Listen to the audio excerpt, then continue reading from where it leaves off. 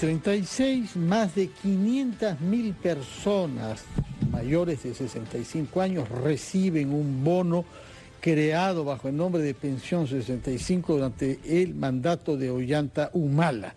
Queremos conocer cómo ha evolucionado durante la pandemia este bono, a la luz de la creación de otros aportes que se han creado para paliar las consecuencias de la pandemia, y para eso hemos invitado a Mabel Gálvez, que es la directora ejecutiva del programa Pensión 65. Señora Gálvez, buenos días y bienvenida a RPP.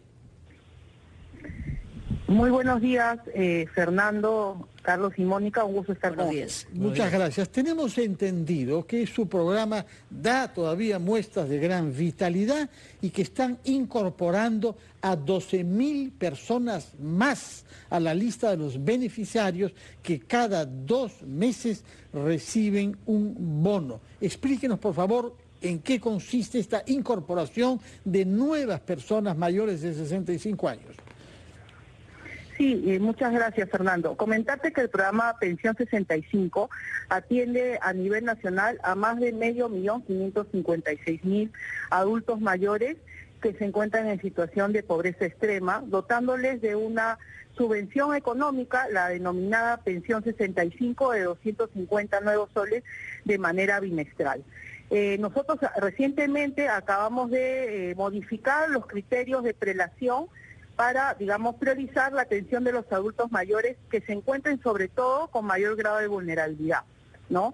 Estamos priorizando para tener de manera inmediata la pensión 65 a todos los adultos mayores que cumplan, por supuesto, con los criterios para ingresar al programa, que tengan TBC o que presenten alguna discapacidad de acuerdo a la información que nos reporta el Ministerio de Salud, así como a nuestros adultos mayores centenarios, ¿no? Y los que residen en los territorios más alejados de nuestro país, ¿no? Como el BRAI, los pueblos indígenas u originarios, así como los damnificados. Y en ese sentido, con estos nuevos criterios de priorización, es que han ingresado y están cobrando desde el día de ayer su pensión 65 más de 12.000 adultos mayores. Al año, en realidad esto lo que representa Pensión 65, teniendo en cuenta el universo que usted nos ha mencionado, señora Gálvez, de 556.817 personas, ¿cuál es ese ingreso anual? Usted nos está hablando de los nuevos criterios de priorización y cómo ha variado dentro del contexto de una pandemia que nos lleva ya a 1 año y 7 meses. Bueno, los usuarios de Pensión 65, al ser población con alto grado de vulnerabilidad, en situación de pobreza extrema, vienen recibiendo y han recibido los bonos que se han dado en el marco de la pandemia por COVID-19.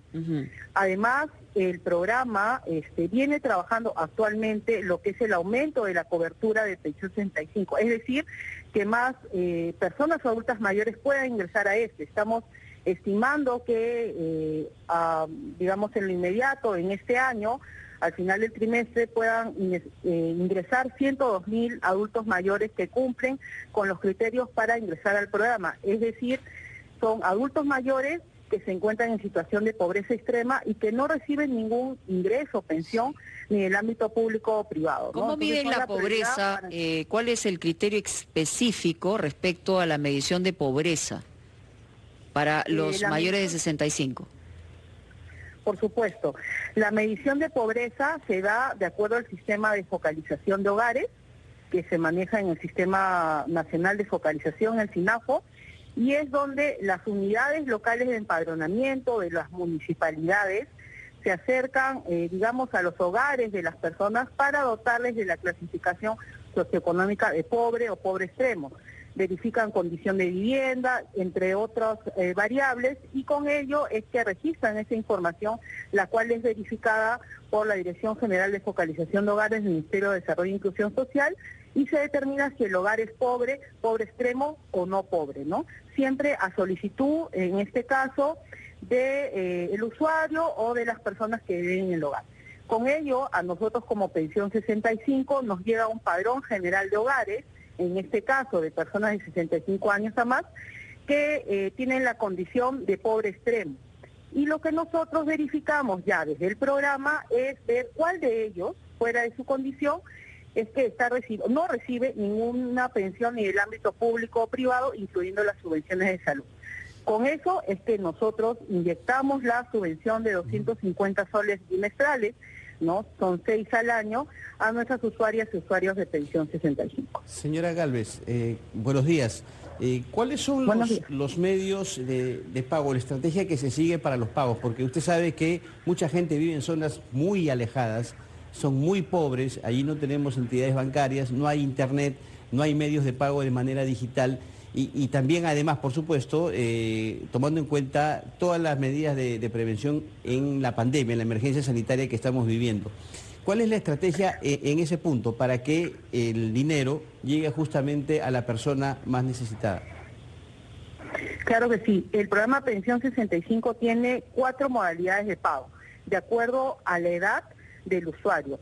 Empezamos con de 65 a 75 años, que son nuestros usuarios más jóvenes, los cuales los estamos actualmente educando financieramente, incluyéndolos financieramente y dándoles una tarjeta de débito, ¿no? Esto es una nueva modalidad que estamos impulsando de manera conjunta con el Banco de la Nación, para que ellos ya no tengan que estar desplazándose hasta las agencias, sino puedan cobrar en agentes corresponsales o municipales en sus localidades.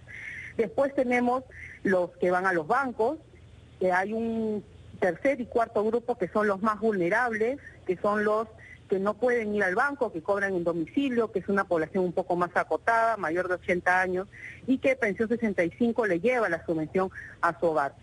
Y una última modalidad, que es el tercero autorizado, en donde la persona adulta mayor expresa su voluntad de quién de su confianza, su familia o su comunidad va a cobrar la pensión 65. Nosotros le damos a esa persona, pero monitoreamos que realmente esta subvención o pensión 65 llegue finalmente al usuario. Ahora, creo que hay todavía otra categoría, si estoy bien informado, que son las llamadas PIAs, plataformas itinerantes de acción social, que es una actividad magnífica del Estado y por los tiempos que corren. Realmente quisiera escuchar hablar de eso porque necesitamos buenas noticias y buenos ejemplos. Tengo entendido que esto fue creado en la época de Ollanta Humala también para ayudar a nuestros compatriotas que viven en las riberas de los ríos de la selva y en las islas del lago Titicaca. Cuéntenos, por favor, cómo actúan estas PIAs desde los barcos para llevar la ayuda y la presencia del Estado a nuestros compatriotas más vulnerables. Por supuesto. Las PIAs es un programa del MIDIS, el programa País, en donde se lleva la pensión 65, así como otros servicios del Estado, identificación, pagaduría del Banco de la Nación, entre otros, también servicios de salud, a la población que vive en comunidades nativas y amazónicas. Entonces, nosotros damos el dinero a través del Banco de la Nación, lo cual es pagado a través de los PIAs, en este caso a aproximadamente 15.000 adultos mayores de pensión 65, ¿no? Además, comentarles que no solo pagamos a los adultos mayores que viven en las zonas más alejadas del país por intermedio de los PIAs, sino que también tenemos 300 puntos de pago a nivel nacional, en donde llega el carrito pagador, ¿no? Como se le dice, la empresa transportadora de valores, a dar la pensión 65 a los adultos mayores que no tienen oferta financiera, llámese bancos, cajas municipales, en su comunidad. Estamos pagando alrededor de 128.000 adultos mayores bajo esta modalidad y, como siempre, con ayuda de los gobiernos locales, quienes son los que articulan con nosotros para darnos estos lugares de pagaduría. Muchísimas gracias, señora Gálvez. Yo le ruego que transmita nuestro saludo a los funcionarios de las PIAs que recorren lago Titicaca y ríos caudalosos, sobre todo la selva norte, para que el Estado peruano sea una realidad para esos 15.000 compatriotas, como nos ha dicho usted. Muchas gracias por su presencia en RPP, que tenga buenos días. Vamos a escuchar a anunciantes de RPP y regresamos esta vez para hablar con el excongresista Richard